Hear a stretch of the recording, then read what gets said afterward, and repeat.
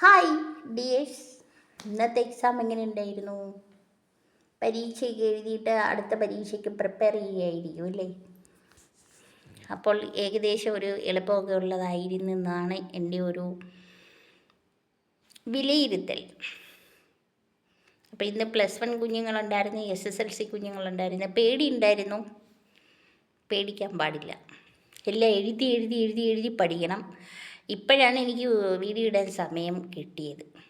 ഞാൻ നല്ല തിരക്കിലായിരുന്നു. അപ്പോൾ എല്ലാവർക്കും ഞാൻ പ്രാർത്ഥനയുണ്ട്. എൻ്റെ പ്രാർത്ഥന നിങ്ങൾക്കുണ്ട്. എല്ലാവരും മൈൻഡ് റിലാക്സ്ഡ് ആക്കി വെക്കണം. ഇപ്പം നല്ല ഉഷ്ണമല്ലേ?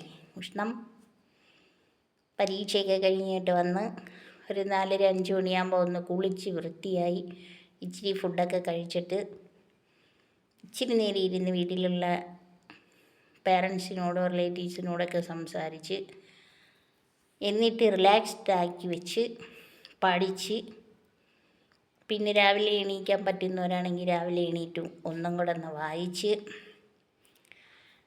പിന്നെ ദൈവവിശ്വാസമുള്ളവരാണെങ്കിൽ ദൈവത്തിനെ ഒന്ന് വിളിച്ച് പ്രാർത്ഥിച്ച് എന്നിട്ടൊക്കെ വേണം പരീക്ഷയ്ക്ക് പോയിരിക്കാൻ കേട്ടോ. നല്ല ബോൾഡായിട്ടുള്ള ഇങ്കുള്ള പേന വെച്ചിട്ട് എഴുതണം. നല്ല വ്യക്തമായി ക്ലാരിറ്റിയോട് കൂടി വേണം ആൻസർ ഷീറ്റിൽ ആൻസർ എഴുതാൻ. എപ്പോഴും ഇട്ട് വെട്ടും കുത്തും ഒന്നും വരാൻ പാടില്ല. Correction okay. അഥവാ ഒരു മിസ്റ്റേക്ക് വന്നാൽ ഒറ്റ വര മാത്രമേ അതിൽ കൊടുക്കാവൂ. കാടൻ്റെ കൂടെ വരയ്ക്കുന്ന പോലെ കുത്തി വരച്ച് വെക്കരുത്. അതൊക്കെ നമ്മൾ ശ്രദ്ധിക്കണം. എല്ലാ ആൻസറും കഴിവതും എഴുതാൻ പറ്റണം. ഒരൊറ്റ ആൻസർ പോലും എഴുതാതെ വരാൻ പാടില്ല.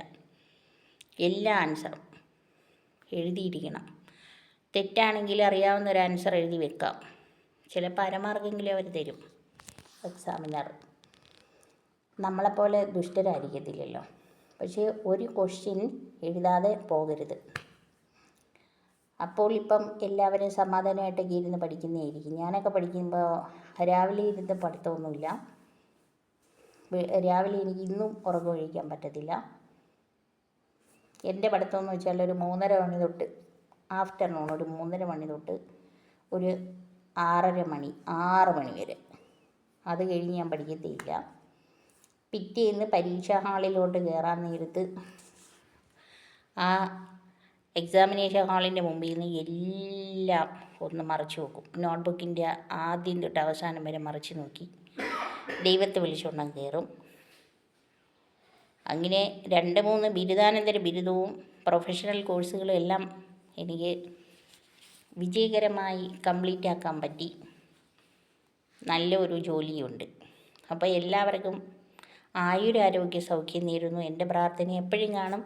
SSLC കുഞ്ഞുങ്ങളെ, +1 കുഞ്ഞുങ്ങളെ, +2 കുഞ്ഞുങ്ങളെ, നിങ്ങളെല്ലാം ധൈര്യമായിട്ടിരിക്കൂ. എല്ലാം എഴുതി എഴുതി എഴുതി പഠിക്കണം. മറന്നു പോകും നമുക്ക് കേട്ടോ. എക്സാമിന് സ്പീഡ് കിട്ടണം. അപ്പോൾ ഞാൻ ഇടയ്ക്കിടയ്ക്കൊക്കെ വരാം.